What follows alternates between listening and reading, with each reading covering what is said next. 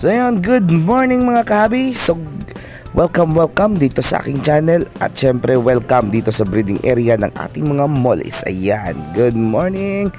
So shoutout sa lahat ng mga sumusuporta at patuloy na nanonood ng mga video natin. At ayun na nga, kung nakikita nyo yan, yung tubig na yan, so flowing system natin yan mga pre. So sa wakas, ilang buwan na rin na paghihintay at ayan na, yung flowing system natin ay regular nang bumalik. So excited na ako mag water change ng lahat ng ating mga isda. Ayan, so kung nakikita nyo, nagdi-drain yan.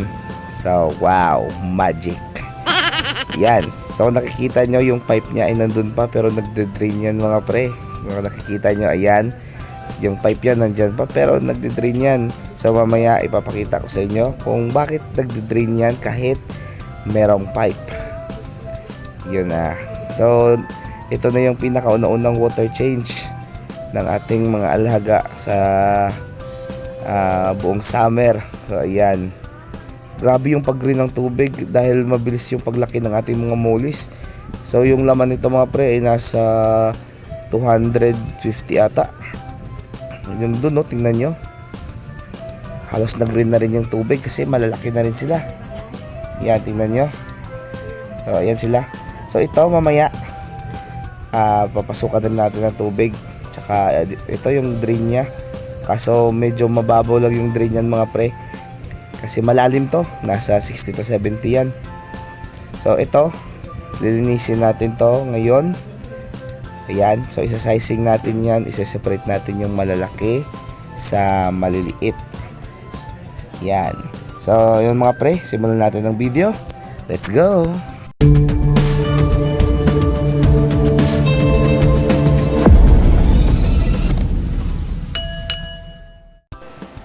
So yun na nga mga pre, hindi kompleto yung pag-harvest natin, ang pagsasizing natin kung wala to. So ito yung mahiwagang banyera natin. Ayan. So ito yung mga tabs ng ating mga gapi dati nung nagbe-breed ako, nung nagsisimula pa lang ako mag-gapi. So ito na yung pinakauna-unang tabs ko. So 5 piraso to yung nabili ko. May haba to na 5 dangkal, tsaka yung lapad nito 2.5. So medyo malapad-lapad to mga pre. Dati naglalagay ako dito ng 3 trayo ng mga gapi natin at ginagrow outan ko to ng more or less nasa 30 to 50 pieces ng mga gapi yung nilalagay ko dito. So ngayon ginagawa na lang natin siyang pang harvest. Ayan. So ito mga pre, nakikita nyo ba to? Yung pipe na to. So yan yung sikreto kung bakit kahit na nandyan yung pipe ay nagdi-drain out yung tubig natin. So nilalagyan ko yan. So ito, gagawin mo, bubunutin mo lang, saka itataob. Ayan.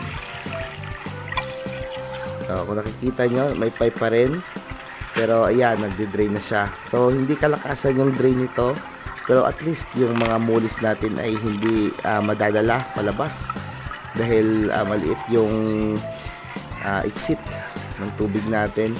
So pwede tayong gumawa ng kung ano pa yung pwede natin magawa. So ito, mamaya linisin natin to lahat, yung mga damo to, yung mga kalat na to. Ayan, yung mga lahat ng makikita nyo dyan ng mga dumi. So papalinis ko yan mamaya kasi darating yung tagalinis ko. So yun. So yun na nga mga pre, kumuha na ako ng ating mahiwagang BBS net na sirana. Grabe, ang daming BBS net doon sa fish store pero hindi tayo makabili. So shoutout pala sa kumuha ng ating BBS net dito, yung square tsaka round na pink. So nawala na lang agad. So sa'yo na yan. So ayun, habang naglalagay ako dito mga pre ng tubig, ayan, so konti lang yung tubig na ilalagay natin kasi lalagyan natin to ng mga harvest natin na mollies. So ayan mga pre, siguro tama na to, okay na to. Ayan. So yung gagawin natin, kukunin natin gamit yung net yung mga nakalutang na mga mollies dito. Ayan.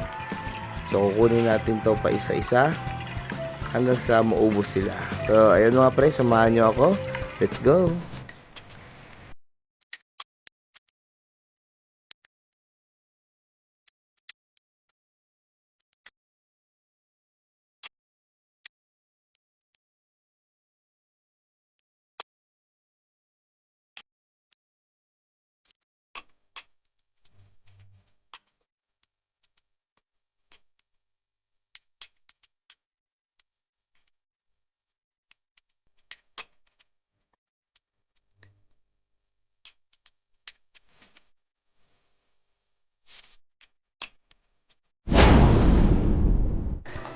At yun na nga mga pre.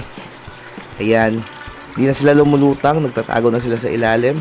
So, ito na yung mga nakuha natin. So, for the meantime, check muna natin yung dito. Kung okay pa ba. Nag-drain pa ba. Ayan. So, okay pa. Nag-drain pa naman. So, nasa 30% na siguro yung tubig na nailagay ko dito na bago. Ayan yung mga mollies natin. Unti-unti nang lumalabas. So, yun mga pre. Balikan muna natin yung ginagawa natin. Baka lumabas na sila ulit. Tsaka hulihin natin. So, let's go. So, ayun. Tingnan natin kung may lumalabas na. Yun. Lumulutang na sila. Pero, stress talaga sila mga pre. Sa kuha ko. Pero at least mamaya pag drain natin, kaunti na lang yung kukunin natin kasi masakit pa yung likod ko. Tsaka medyo hindi pa maganda yung pakiramdam natin. Kaya ayan, easy lang. So tingnan nyo mga pre, kung napapansin nyo kada huli ko, talagang ang laki ng diferensya ng size ng mga Platinum King muli natin. Meron talagang mga maliliit pa at meron ng mga shooters na malalaki. So mamaya isa-separate natin yung malalaki sa maliliit para i-grow out natin ulit para sabay silang lumaki. So ayan, parang wala na. So ito pa lang yung nakuha natin. So ayan, siguro okay na to. Malaki na siguro yung volume na nailagay ko dito. Nasa 50 to 60% na ata yung tubig kasi kanina pa to eh. Siguro umabot na to ng isang oras o mga mag-isang oras na rin siguro. Kaya nabitawan ko pa tuloy. So itataob natin ulit pabalik yung kanyang drain pipe. Ayan. So nasa taas na ulit yung may butas sa ilalim. So ito. So tatakpan natin to ng kanyang net para pag malakas yung ulan hindi isasama yung isda sa overflow. Ayan. So, talagang napakadali kapag ikaw lang yung mag-isang nagbablog, ano? So, ayan. Wala tayong camera woman ngayon. So, okay na yan. Pati yung drain sa ilalim ay tinabunan ko na rin ng net. So, siguro, ito, ilalagay na lang natin dun sa kabila. So, let's go. So, yun mga pre, dito tayo kukuha ng tubig na ilalagay natin sa pond kasi stuck na to. So ito yung drum na to, itong puti na hose na to ay yung nagsusupply ng tubig mula sa first drum papunta sa second drum, at yung first drum ay yung kumukuha ng reed catcher natin. So ayan, anyway yung first drum natin ay filtration lang naman yan. Yung second drum talaga yung pinaka kinukuha na natin. So ito na, so gravity feed lang to mga pre dahil mataas yung portion na yon. Ayan, nagpapasok tayo ng bagong tubig. So ito siguro ay kukunin na lang natin. Tama na to. So ilalagay natin dun sa ating mga breeder. Ayan, kahit ilang minuto lang at least may pumasok na bagong tubig sa ating mga breeder. Ayan, so mag-umpisa na yan mga pre mag-breed siguro next month. Maraming fry na yan. So, ito na sila mga pre, yung mga nakuha natin Platinum King molly. Ayan. So, isahan natin yung pag-separate.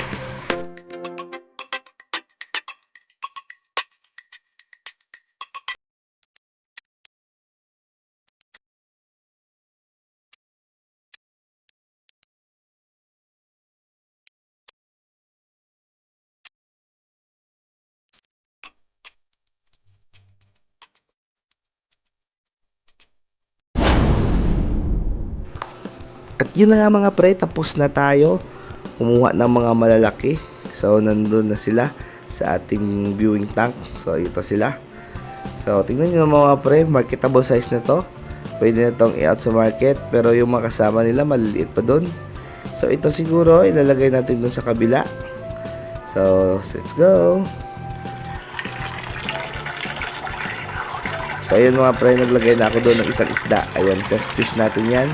Ito yung sinasabi nila na pinakamabisang paraan ng pagtukoy yung tubig ba ay suitable para sa ating isda. So ayun, So, ito, ilalagay natin dito siguro. Kasi, konti lang naman to. Siguro, nasa 40 pieces lang. So, kukunin natin doon at ilalagay dito. So, yun nga pala, doon sa kabila ko nakita nyo, nagpapasok na ako doon ng tubig. Ayan. So, ito, lalagay natin to at bibilangin natin. So, ayun mga pre, samahan nyo ako.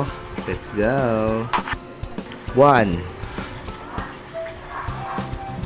2, 3, 4, 5, 6, 7 8, 9, 10 11, 12 13, 14 15, 16, 17 18, 19, 20 21, 22, 23, 24, 25 26, 27, 28, 29 30 31, 32, 34, 35 36, 37, 38, 39, 40, 41, 42, 43. So, ayun mga pre, 43 pieces na marketable size ng mga Platinum King muli yung nilagay natin. So, medyo palalakihin pa natin itong mga pre para umabot sila ng semi-breeder.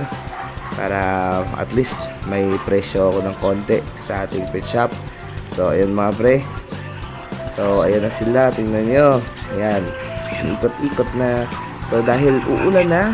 So, matutilisan tayong ilagay na lang agad-agad yung mga muli dito. Anyway, yung test fish natin ay okay naman. So yung mga pre, samahan nyo ako magbilang. Let's go!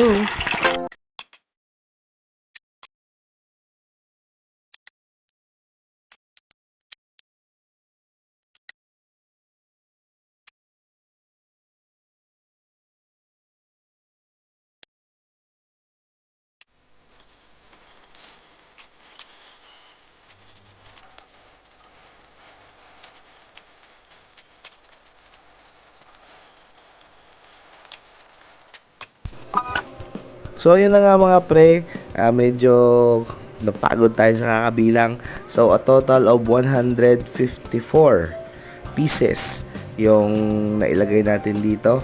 So, halos magka-same size yan. So, palaki natin yan dito sabay. Yun na nga mga pre, tapos na tayo sa paglilinis ng panda to. So, ayan. So, siguro linisin ko na lang to, yung mga tank natin, ayan. So, hayaan muna natin yan habang nandito pa ako. Kasi hihintayin ko pa yung tagalinis natin. Papalinis natin yung mga damo dyan sa paligid. Ayan, para maging fresh naman sa next natin na vlog. Ipapakita ko yun sa inyo. So, mga pre, maraming salamat sa patuloy na pag-support at pag-share ng mga video natin. So, comment down below lang for free shout out. So, maraming salamat. God bless us all and bye-bye. Sorry, it's DJ.